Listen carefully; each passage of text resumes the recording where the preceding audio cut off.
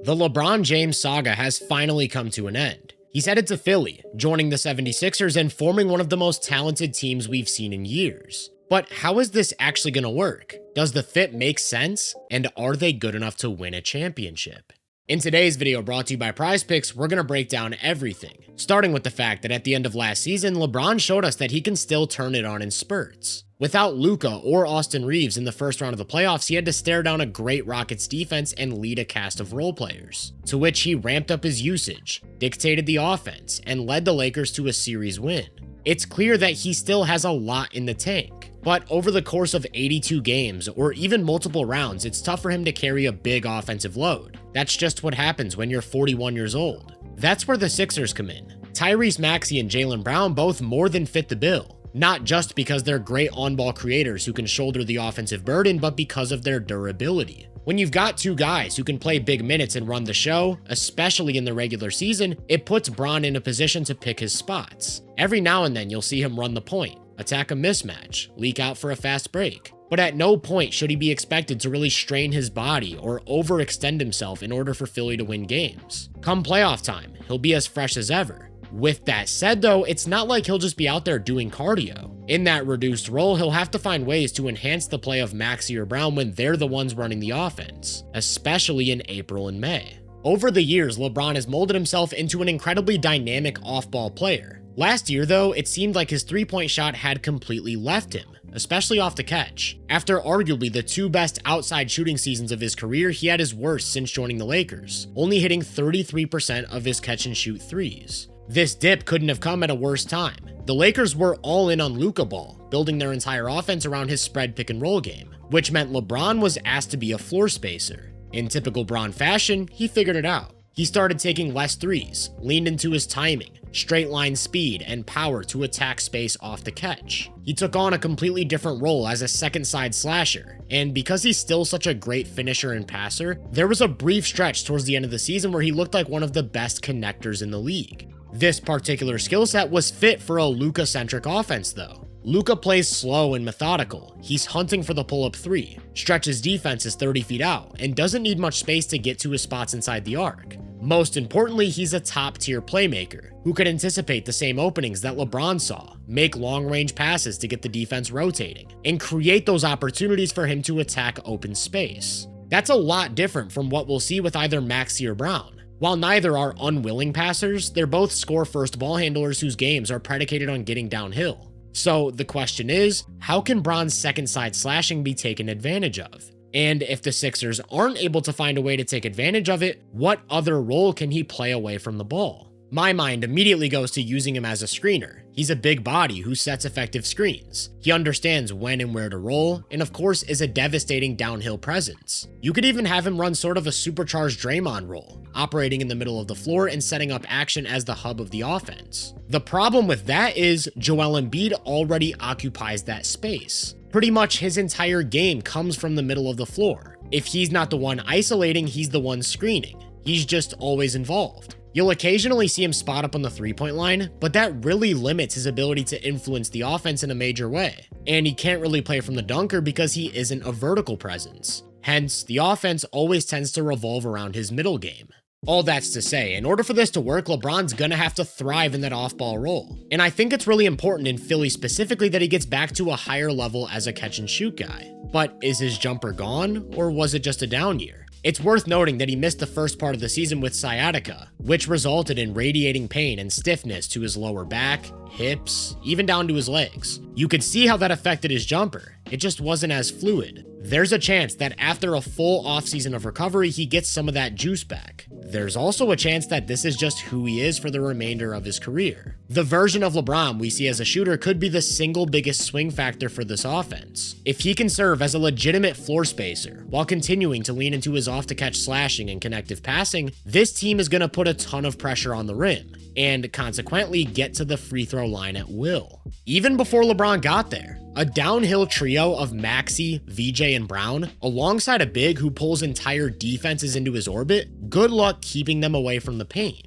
It really felt like the one thing they were missing offensively was a connective passer, somebody who could make tough decisions against higher level playoff defenses and legitimately orchestrate a half-court offense. With LeBron, they struck gold. If Nick Nurse can implement the right offensive setups and actions while finding ways to utilize his all-time great passing, talent alone would make them one of the best offensive units in basketball. But it's not always that simple. Things could get really clunky, and I'm expecting lots of growing pains, because optimizing LeBron might not mean optimizing the entire roster. Remember, there's only one ball, and historically, stacking a bunch of creators doesn't work as well as stacking synergistic skill sets. At a certain point, it becomes redundant, and less can actually be more. That's one of my biggest worries with the way the Sixers have built their roster. Jaylen Brown is a ball-dominant player. Even during Boston's best years, most of his offense was either starting in high pick-and-roll setups or in isolation. Anytime he was reduced to spotting up, his impact wasn't felt to the same degree.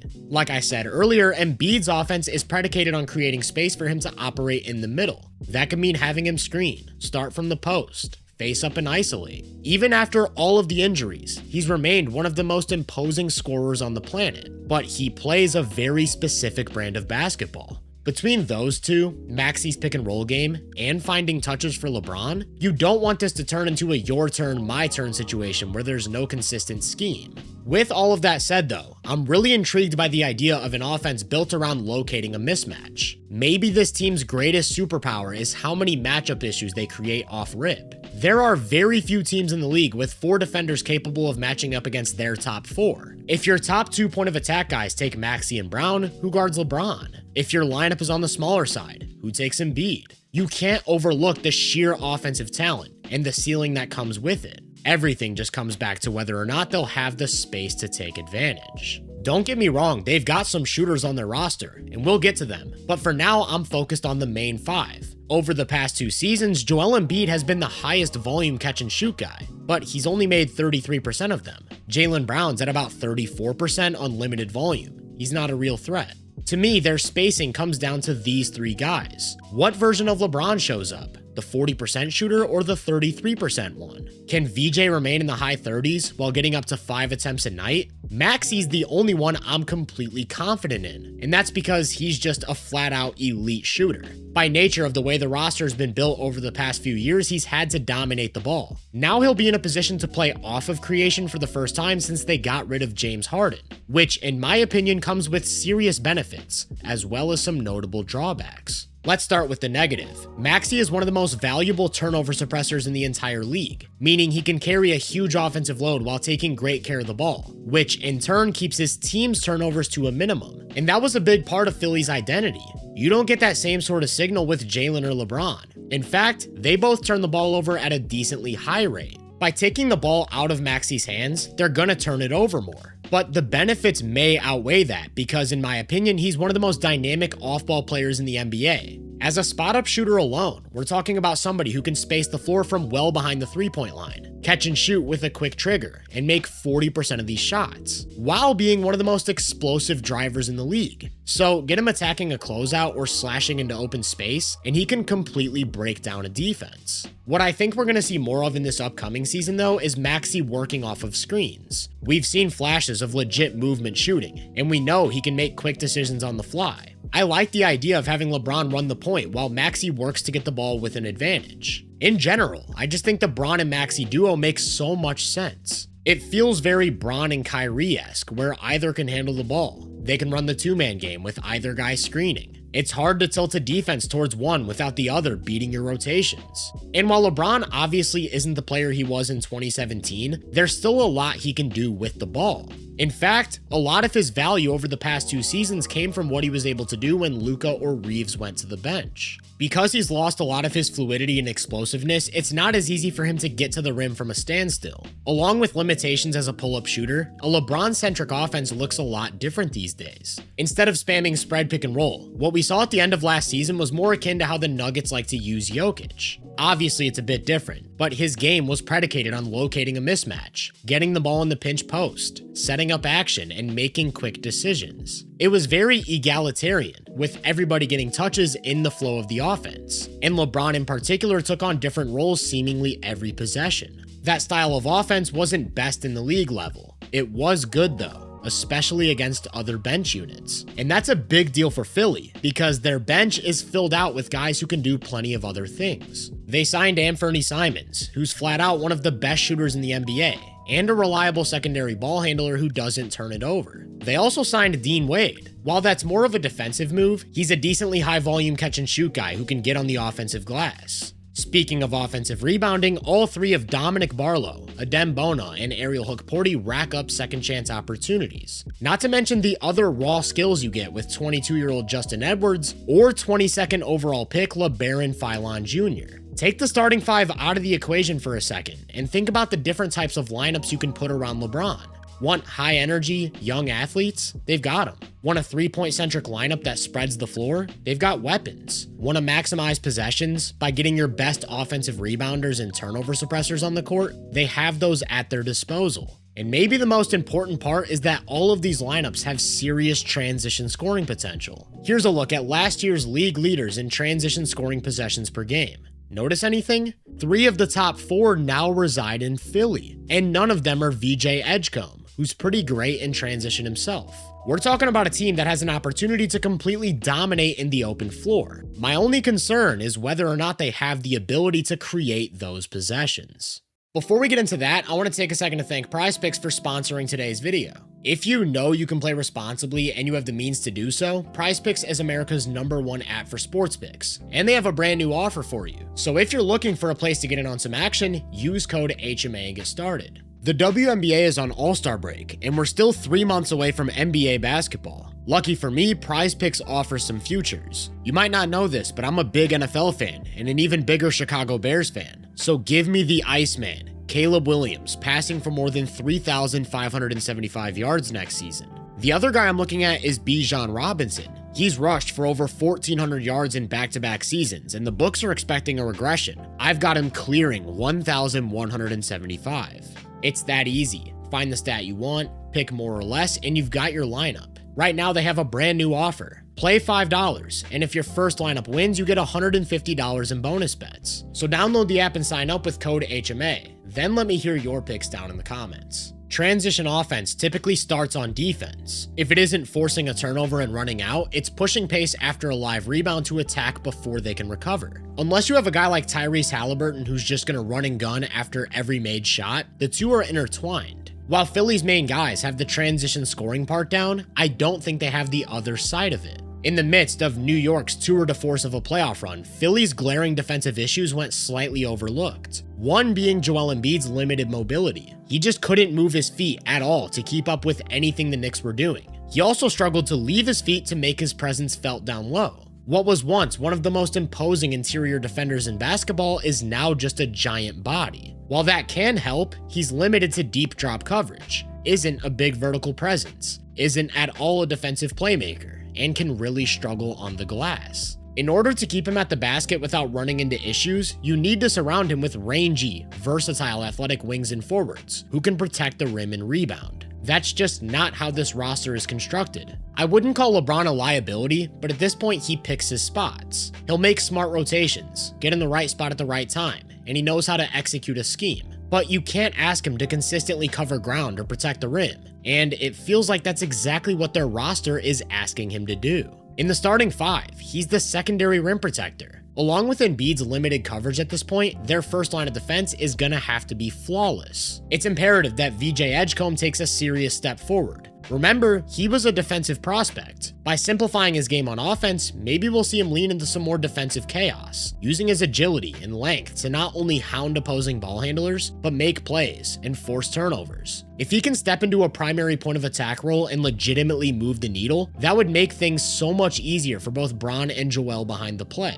In that same line of thinking, Jaylen Brown is going to have to buy into more of a defense-centric role. By redistributing some of his prior offensive load to Maxey and Bron, he should have more energy to pressure the ball and make plays. I personally think the best version of Philly is one where he takes a slight backseat on offense to hone in on his defensive versatility, giving them a consistent option against bigger wings and forwards. As for Maxey, he's just there to be a defensive playmaker. He's quietly got some of the best hands in the league to go along with his speed. Again, if they're not asking for as much from him on offense, I could see him leading the league in steals. The problem is, it feels like that's what it's going to take, across the board. A front court of Jalen, LeBron, and Embiid forces virtually no turnovers. That's not an exaggeration. Look at last year's landscape in deflections and steals. Now look at where Paul George and Kelly Oubre landed. These are their replacements. If you aren't going to force any turnovers, you have to be exceptional in other areas, and they just aren't. There isn't much switchability. They have little to no coverage versatility. I'm not even sure if they'll be able to close possessions on the glass. And that, to me, is the single biggest problem with this group.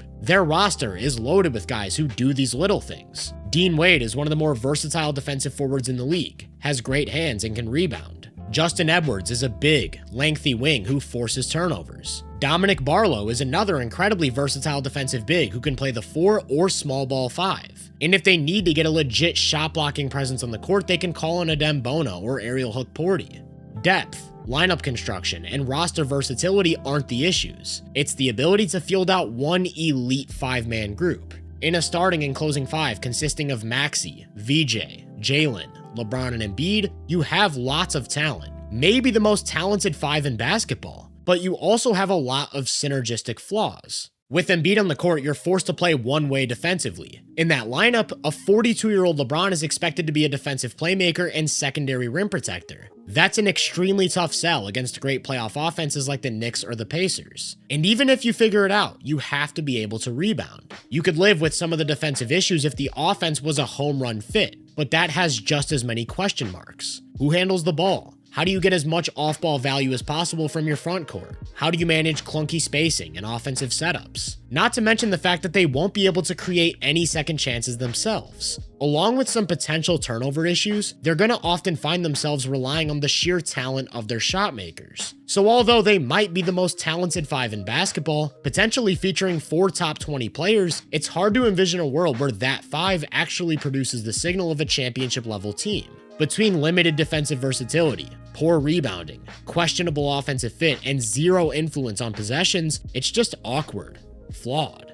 With all of that said though, I just can't overlook the potential staggers. While I'm admittedly lower on the starting and probable closing 5, those 36 minutes in between have my attention. They'll be able to keep at least 2 of their top 4 on the floor at all times, and replace those other spots with guys who can shoot, defend, rebound, or force turnovers. Over the course of a 48-minute game, they should have enough lineups they can go to that just obliterate other benches. So although it's a weird assortment of players, it also kind of makes sense. I have a hard time viewing them as a legitimate championship contender, but I won't sit here and deny the ceiling. They just paid $4 million for a top 25 player in the NBA. They've constructed a roster that doesn't need Joel Embiid or LeBron James to be healthy for the entire season. All they're asking for is those guys to show up in the playoffs. Then, anything can happen. Nick Nurse and his coaching staff have the pieces. We'll just have to see if they can put them in the right place.